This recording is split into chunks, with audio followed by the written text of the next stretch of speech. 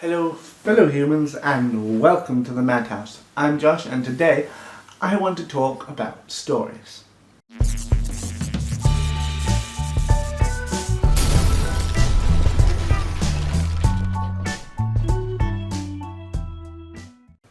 Stories are powerful.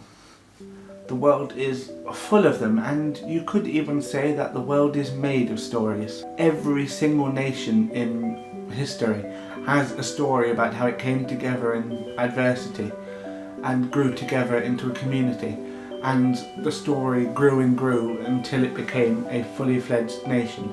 Stories of how a god came down to save their people or share knowledge with them. Not everyone has such stories, and we can never know for certain if they're true, but we do know that these stories have such a profound impact on people. It's from observations like this that I have decided I want to help people tell their stories.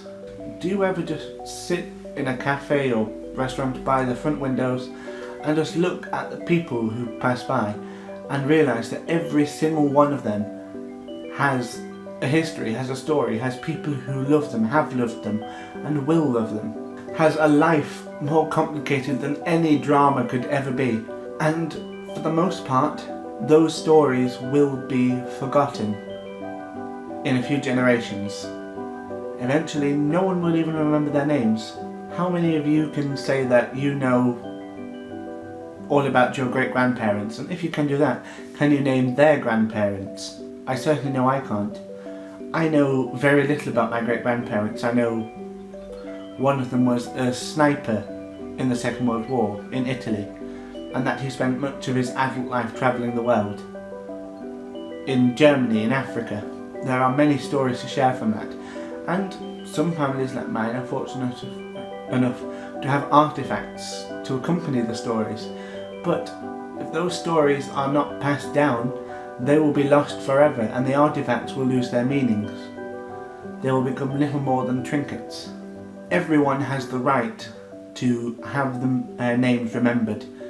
The ancient Greeks believed that immortality can only be found through having your name being remembered.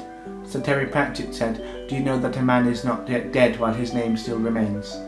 So I am going to, as a test run over Christmas, speak to 3 people, my 2 living grandparents, to help to extract their stories, and a kind 92-year-old gentleman who has agreed to join in with the project and help me to test if I can help share their stories to make sure their names are not forgotten.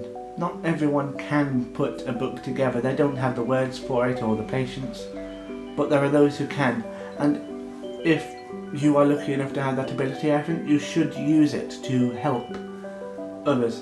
So that's what I'm asking now.